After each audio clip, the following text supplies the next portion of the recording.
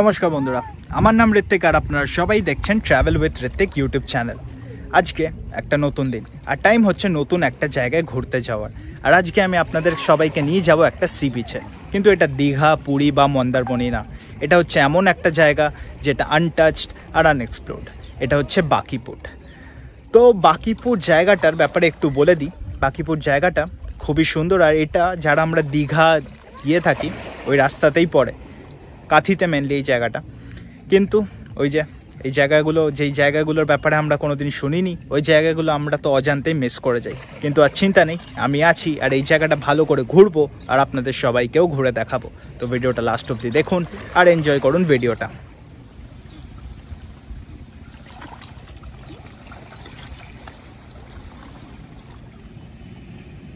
এই মুহূর্তে আমি আছি হাওড়া রেলওয়ে স্টেশনে, আর আমি ধরবো তাম্রলিপ্ত এক্সপ্রেস, যেটা হাওড়া থেকে ছাড়ে রোজ 6:45 ডেলি ছাড়ে আর পৌঁছায় দীঘাতে ঠিক 10:05।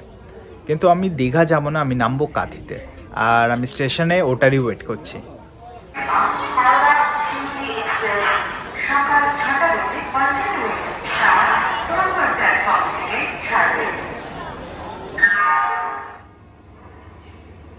ঘড়ির কাঁটায় তখন সময় 6:32। তাম্রলিপ্ত এক্সপ্রেস ঢুকছে হাওড়া রেলওয়ে স্টেশন।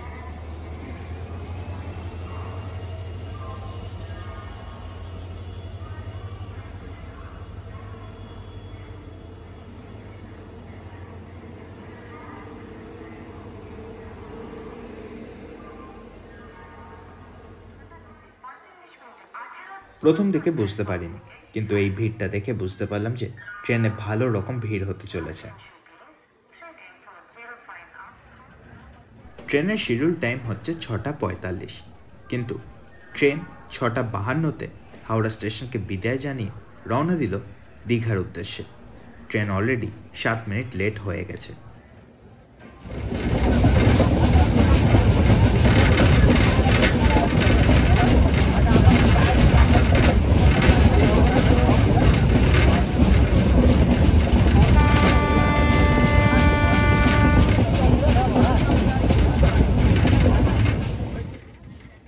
ট্রেন যদি একবার লেট করতে আরম্ভ করে তাহলে সেই লস টাইমকে মেকআপ করা খুবই টাফ ব্যাপার। এখন ট্রেন 44 মিনিট মতো লেটে চলছে। ট্রেন হয়তো তার ফাইনাল ডেস্টিনেশনে ঠিক রাইট টাইমে পৌঁছেই যাবে, কিন্তু মাঝখানে প্রেজেন্ট ইন্টারমিডিয়েট স্টেশনে লেট হতে বাধ্য। এখন ট্রেন 44 মিনিট মতো লেটে চলছে। কাঁথি জংশনে কতটা ট্রেন কভার করতে পারবে টাইম, সেটা তো আগে সময় বলবে। ফাইনালি চলে এসেছি কাঁথিতে। এখন ঘড়ির কাঁটায় সময় 9:50। ট্রেন অলমোস্ট 35 মিনিট মতো অলরেডি লেট হয়ে গেছে। তাই জন্য বেশি সময় নষ্ট করবো না, ডাইরেক্ট স্টেশনের বাইরে যাব আর তারপর ওখান থেকে টোটো বা অটো যা পাবো ওটা করেই রওনা দেবো বাঁকিপুরের উদ্দেশ্যে। তো চলুন যাওয়া যাক।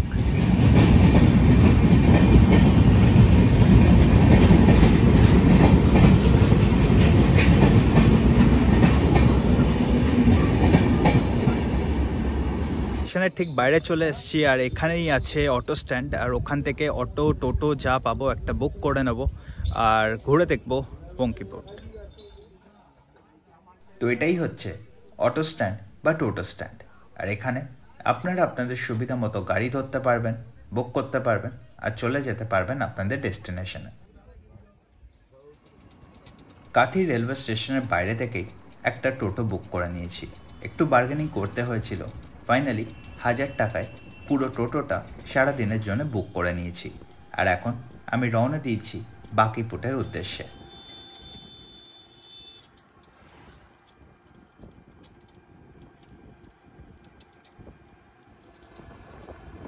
এখন আমি যাচ্ছি বাঁকিপুর সি বিচের উদ্দেশ্যে। কাঁথি রেলওয়ে স্টেশন থেকে এই সি বিচ কিন্তু বেশ অনেকটাই রাস্তা, প্রায় 45 থেকে 50 মিনিট অলরেডি আমার টোটোতে কাটানো হয়ে গেছে। তো 45 মিনিটের লম্বা জার্নি করার পর আমি এসে গেছি বাঁকিপুর সি বিচে। চলুন এবার সি বিচের সামনে যাওয়া যাক আর দেখে নেওয়া যাক।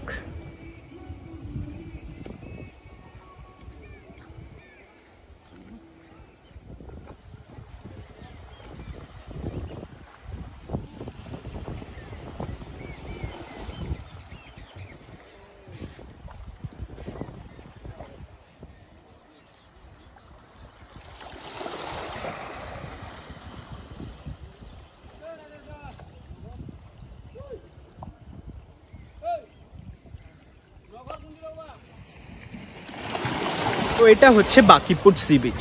একদিকে সমুদ্র, আরেকদিকে এই গাছপালাগুলো, যেগুলোকে আমরা ক্যাজাউরিনা ট্রিজ বলি। খুবই একটা ইউনিক এক্সপিরিয়েন্স অ্যাকচুয়ালি।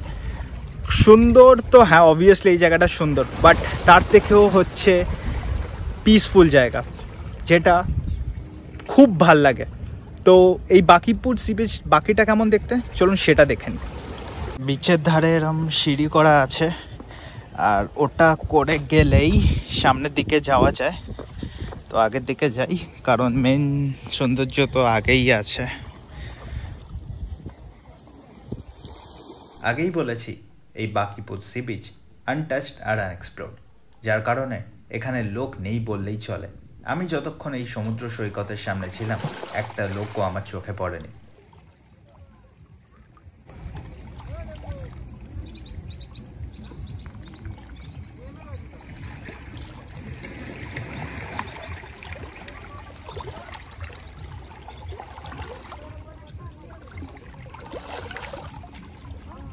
এই বাকিপুর সি বিচে সব কিছু আমার পছন্দ হয়েছে। জাস্ট একটা জিনিস খারাপ লাগছে বলবো না, বাট একটু কম কম মনে হচ্ছে, সেটা হচ্ছে সমুদ্রের ঢেউ। সমুদ্রের ঢেউ একদম নেই বললেই চলে, একটু একটু আছে, বাট সেটা যদি আমি দীঘা পুরীর সাথে কম্পেয়ার করি, সেটা একদমই জিরোর সমান। বাট সৌন্দর্যের দিক থেকে আর পিসফুলের দিক থেকে এই জায়গাটা নাম্বার 1, এটা মানতেই হবে।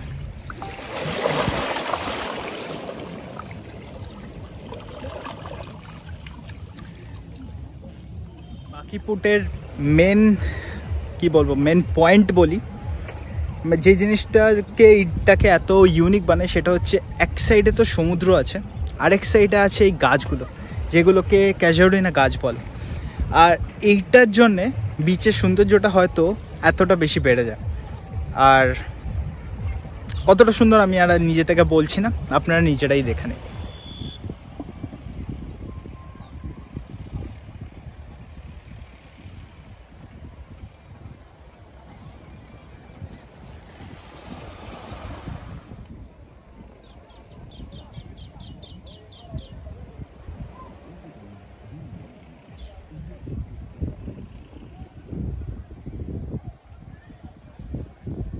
বাকিপুর সি বিচে মানুষজন আসে, থাকে, স্নানও করে।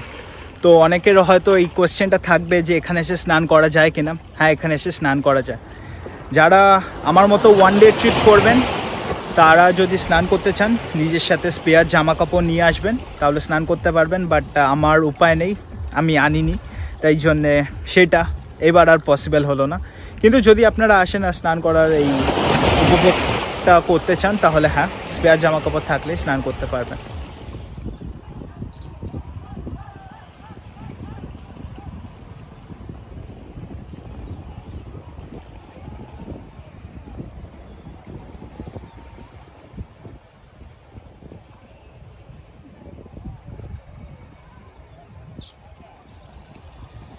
এবার এই জায়গাটাকে বিদায় জানানোর টাইম হয়ে গেছে, কারণ যাব পরের সাইট সিন পয়েন্টে। তো টোটো দাদা ওয়েট করছে, চলুন যাওয়া যাক। টোটোতে উঠে পড়েছি, আর এইবার যাব পেটুয়া ঘাট মৎস্য বন্দর। যে রাস্তাটার মাঝখান দিয়ে আমি এখন যাচ্ছি, সেটার ডান দিকে বাকিপুর সমুদ্র সৈকত, আর বাঁদিকে যে জলাশয়ের মতো জিনিসটা দেখা যাচ্ছে, সেটা যে সে জলাশয় না, এখানে চিংড়ি মাছের ব্রিডিং হয়।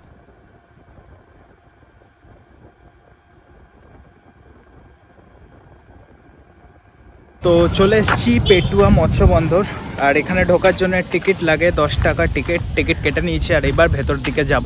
তো চলুন যাওয়া যাক।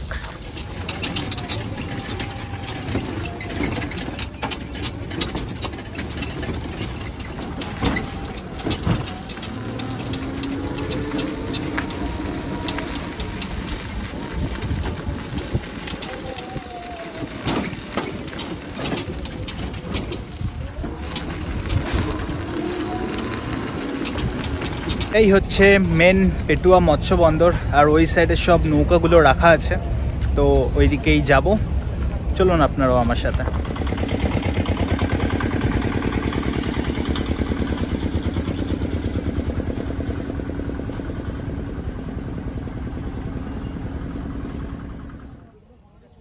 পেটুয়া ঘাট মৎস্য বন্দরের পুরো ভেতর অবধি যাওয়া যায়।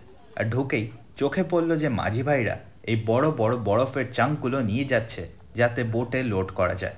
কারণ মাছ ধরে মাঝি ভাইরা এই বরফের ওপরেই মাছগুলোকে রাখে যাতে মাছগুলো ফ্রেশ থাকে।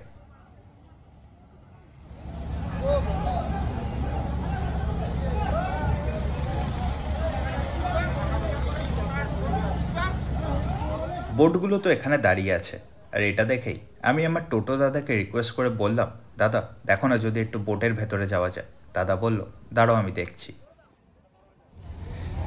টোটো দাদা স্পেশাল পারমিশন করে নিয়েছে ওপরে যাওয়ার, তো ওইদিকেই যান।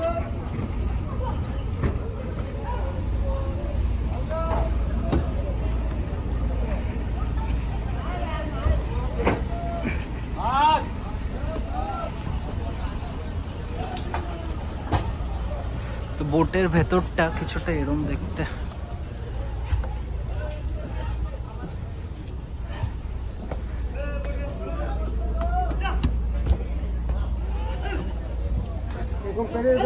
ওইদিকে যেতে হবে, এরপরে করে যেতে হবে।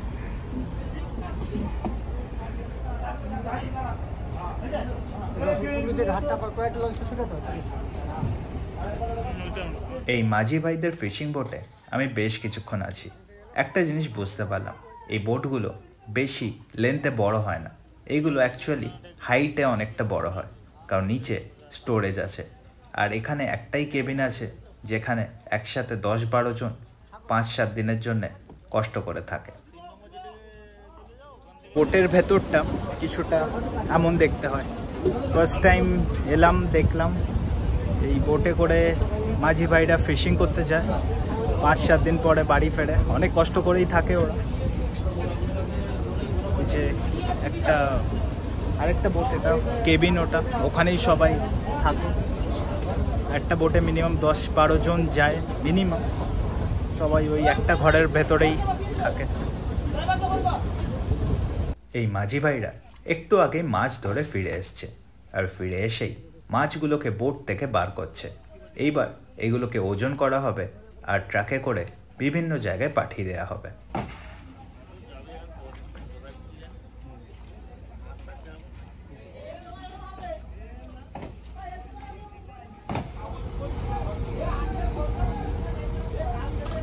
এই ট্রেগুলো যে ভিতর থেকে বের করছে, ভিতরে রাখার জন্য স্টোর আছে, নৌকার ভেতরেই স্টোর করা। হ্যাঁ হ্যাঁ, বরফ ফরফ ওখানেই সব আছে। হ্যাঁ, গলবে না হট করে ভিতরের মধ্যে থাকে।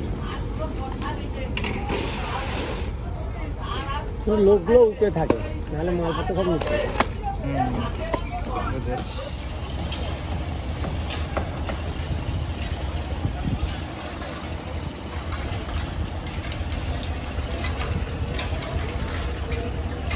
তো সাইট সিন তো করছি আর আরও করবো। এইবার একবার দাদার সাথে আপনাদের আলাপ করে দিই, যে দাদার সাথে আমি এই পুরো সাইট সিনটা করছি। তো দাদা, তোমার নাম? আমার নাম বুদ্ধদেব মানিক। আর তুমি রোজ ওই স্টেশনের বাইরেই থাকো তো? আমি ওই রোজ স্টেশনের মধ্যে থাকি। আর যদি কোনো আমার মানে ভিউয়ার যদি এসে তোমাকে যদি আগে থেকে ফোন করে, কন্ট্যাক্ট করে, তাহলে আমি থাকবো। তো তোমার ফোন নাম্বার আমি স্ক্রিনে তো দিয়ে রাখছি। তো কদিন আগে কল করলে তোমাকে সুবিধা হয়? তাও 1-2 দিন আগে করে দিলেই আমার সুবিধা হয়। 1-2 দিন আগে। আর এখানে সিজন কিছু ব্যাপার আছে? সিজন না, এইটাই তো সময়, সিজন থাকে। আচ্ছা, বর্ষাকালের সময়, গ্রীষ্মকালের সময় তো কেউ আসে না, এই টাইমটাই সিজন। তো 1-2 দিন আগে আমার সঙ্গে তোমাকে, তো দাদার সাথে 1-2 দিন আগে কন্ট্যাক্ট করে নিতে পারেন আপনারা। দাদা আপনাদেরকে ভালো করে সময় নিয়ে ঘুরিয়ে দেখাবে। আর যদি হোটেলও লাগে তুমি ব্যবস্থা করে দিতে পারবে তো? তো চিন্তাই নেই কোনো, জাস্ট দাদাকে ফোন করে দিন। আর দাদা স্টেশনের বাইরেই রোজ থাকে, কন্ট্যাক্ট করে নেবেন আসার আগে, তাহলে সুবিধা হবে। তো এই যে দাদা, ভালো করে একবার দেখে নিন। আর নাম্বার ওখানেও আছে আর ডিটেলসও আছে। তো চলুন পরে সাইট সিন পয়েন্টে যাওয়া যাক। তো এই জায়গা তো ঘোরা কমপ্লিট, আর এইবার যাবো দরিয়াপুর লাইট হাউসে। যাওয়া যাক। দরিয়াপুর লাইট হাউস হচ্ছে এখানকার একটা পপুলার অ্যাট্রাকশন, আর এখন আমি টোটো করে ওই দিকে এগিয়ে চলেছি। আর এটা পেটুয়া ঘাট মৎস্য বন্দর থেকে খুবই কাছে অবস্থিত। তো এখন চলে এসেছি দরিয়াপুর লাইট হাউসে, কিন্তু আনফর্চুনেটলি এটা এখন বন্ধ। এটার একটা টাইমিং আছে, 3টে থেকে 4:30 অবধি এটা খোলা থাকে। আর এখন বাজে একটা। তো হয়তো লাইট হাউসটা ভেতর থেকে দেখতে পারবো না, কিন্তু হ্যাঁ বাইরে দিয়ে দেখতে পারবো, আর অনেকটা ভালোভাবেই দেখা যায় সেটা দেখব। আর এখানে ঢোকার জন্য এমনিতে এন্ট্রি ফিস লাগে, আর এন্ট্রি ফিস হচ্ছে 20 টাকা পার হেড।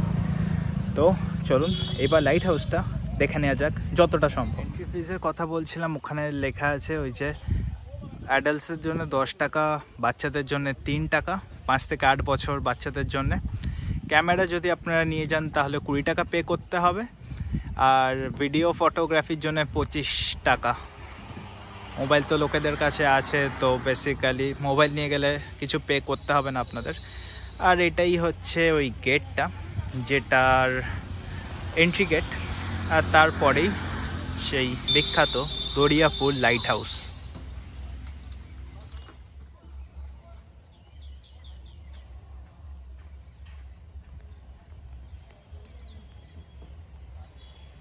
ভেতরে কিন্তু অনেকটা বড় জায়গা আছে, বসার জায়গাও করা আছে, আর এই লাইট হাউসের ওপরেও ওঠা যায়। যেমন পুরীতে যখন আমি ঘুরতে গেছিলাম লাইট হাউসের একদম উপরে উঠেছিলাম, এখানেও সেম।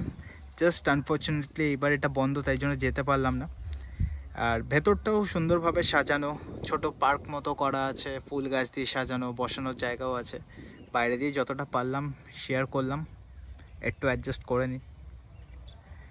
খারাপ লাগছে যে এত দূর এসে দেখতে পেলাম না একদম সামনে দাঁড়িয়ে, কিন্তু গেটের এই পার দিয়ে যতটা দেখতে পেলাম সেটাও কম না, এনাফ। দরিয়াপুর লাইট হাউস তো ঘোরা হয়ে গেছে, আগে বললাম যে এটা বন্ধ ছিল, তাই জন্য যতটা পারলাম আপনাদের সবার সাথে শেয়ার করলাম। আর এইবার যাব লাস্ট সাইট সিন পয়েন্টে, তো চলুন যাওয়া যাক। আর আগেই বলেছিলাম যে এখানে থাকার অপশন খুবই লিমিটেড, কিন্তু এই দরিয়াপুর লাইট হাউসের ঠিক উল্টো দিকেই আছে একটা থাকার জায়গা। তো সেইটার ব্যাপারে একটু বলি আর দেখাই, চলুন। যেমনটা বললাম এখানে থাকার অপশন খুবই লিমিটেড, আর এখানে হোটেল একদমই নেই, আছে রিসর্ট, আর এটা হচ্ছে মৃন্ময় কুটির ভিলেজ রিসর্ট। তো চলুন ভেতরটা ঘুরে দেখি। তো ভেতরে তো যেতে পারছি না, বাইরে দিয়ে এটা শেয়ার করছি। আর এখানে room rate per day per head বেসিসে চার্জ করা হয় 1400-1500, আর সিজনে একটু বাড়ে কমে। কার পার্কিংয়েরও সুবিধা আছে, যারা গাড়ি নিয়ে আসার প্ল্যান করছেন তাদের জন্য একটা ভালো জায়গা এটা হলেও হতে পারে। তো এটাই হচ্ছে সেই থাকার জায়গা। আসার আগে বুক করে আসবেন, স্ক্রিনে নাম্বার দিয়ে রাখছি আপনাদের সুবিধার জন্য। মৃন্ময় কুটির ভিলেজ রিসর্ট মতো, আর ছোট একটা পার্কও আছে ভেতরে। সিজনেই মেনলি বুকিং করা হয়, বাট স্টিল অফ সিজনেও হয়, তো আসার আগে কন্ট্যাক্ট করে নেবেন। সাইট সিন এখনও শেষ হয়নি, এইবার টোটোয় উঠে পড়েছি আর যাচ্ছি কপালকুণ্ডলা মন্দির দেখতে।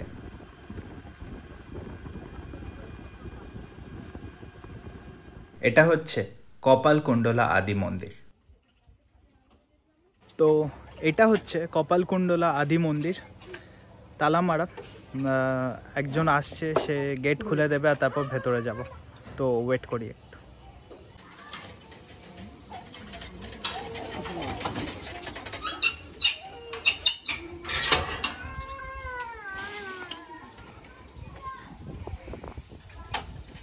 কুণ্ডলা মন্দিরের ভেতর ঢুকে পড়েছি, আর এবার ভালো করে ভগবানের দর্শন করব। যে দাদুটা এক্ষুনি দরজাটা খুলে দিল, তার থেকেই এই মন্দিরের ইতিহাসের ব্যাপারে জানবো।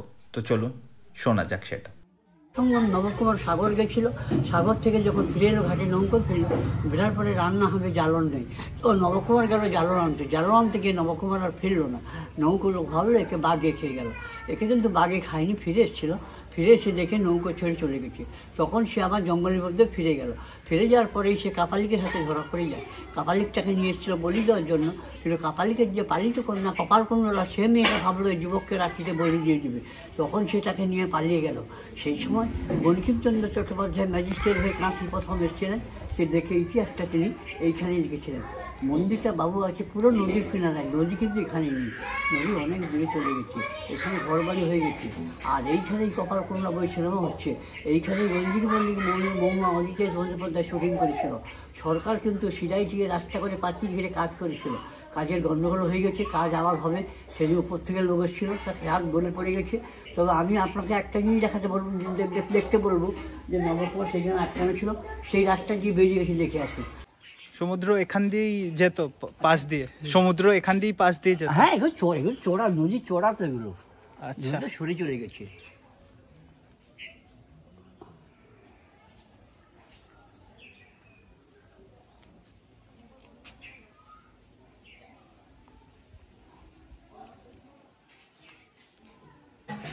তো এটাই হচ্ছে কপালকুণ্ডলা মন্দিরের ভেতরটা।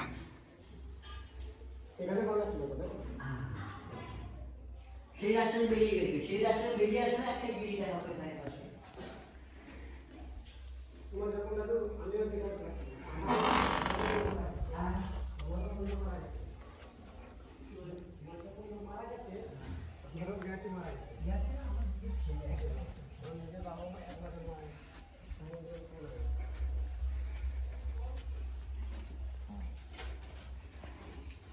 পিছন দিয়ে ঘুরে এলো না, আসলে ওই সাইড থেকে উনি গেছেন, চলো এদিক দিয়ে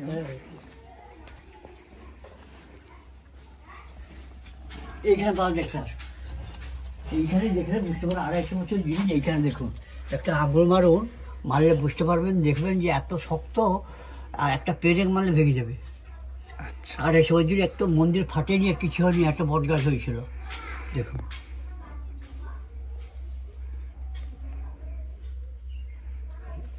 এটাই বাবু আগে পুরাতন মন্দির, এটা।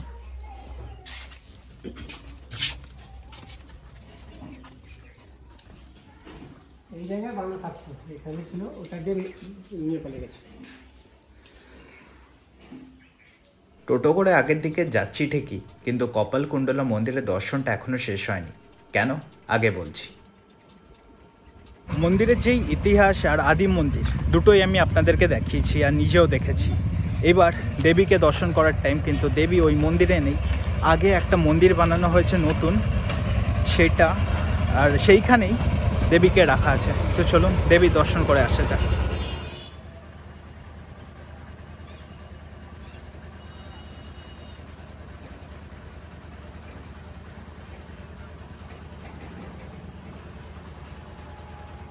তো এবার যাব কপালকুণ্ডলা কালী মন্দিরের সামনে একদম, যাতে ভালো করে মা কালীকে দেখতে পাই।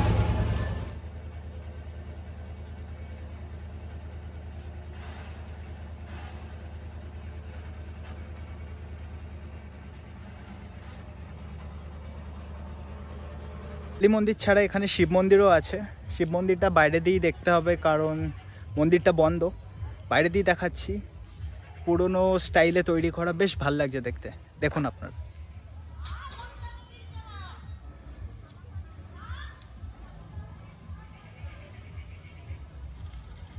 মন্দির খোলা আছে, তার মানে শিব ঠাকুরকে দর্শন করতে পারবো আমরা। চলো।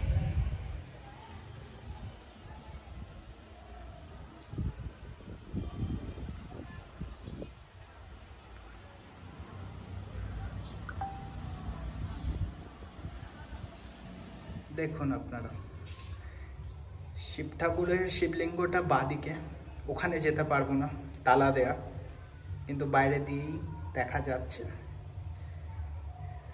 বেশ সুন্দর। এই জায়গাটা দিয়ে বাঙ্কিপুরের সাইট সিন শেষ হলো। এবার বাড়ি ফিরে যাব, কিন্তু বাড়ি ফেরাটা এইবার একটা চ্যালেঞ্জিং জব, কারণ ট্রেনের রিজার্ভেশন নেই। আর কি করে যাব আমি জানি না, ইদার বাসে যেতে হবে, আর ইদার না হলে ট্রেনের জেনারেল কোচ করে ব্রেক করে যেতে হবে। জানি না কি করে যাব, দেখি। তো এখন বাজে 2টো, চলুন যাওয়া যাক, কারণ এখান থেকে স্টেশনের ডিস্টেন্স বেশ অনেকটাই। তো যাই।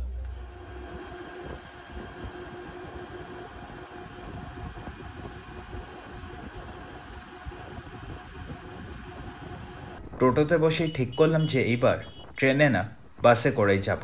তাই জন্য রওনা দিয়ে দিলাম কন্টাই বাস স্ট্যান্ডের উদ্দেশ্যে। তো ট্রেনে যাচ্ছি না, বাসেই যাব। আর এখন আছি কন্টাই বাস স্ট্যান্ডে। টিকিট কাটলাম একটা, এসিতে 250 টাকা পড়লো। তো 2:35 বাস, আর এখন বাজে 2:25। তো বাসে দেখা হচ্ছে আবার। তো ভিডিওটা এখানেই শেষ করছি। কত কী খরচা পড়তে পারে সেটা তো আগেই আপনাদেরকে বলে দিয়েছি। তবু যদি আপনাদের কিছু জিজ্ঞেস করার থাকে আমাকে জিজ্ঞেস করুন কমেন্ট সেকশনে। রিপ্লাই আপনারা প্রত্যেকবারের মতো অবশ্যই পাবেন। আবারও দেখা হচ্ছে খুব তাড়াতাড়ি আপনাদের সাথে। ততদিন আপনারা সবাই ভালো থাকবেন। Stay safe, stay happy, good bye.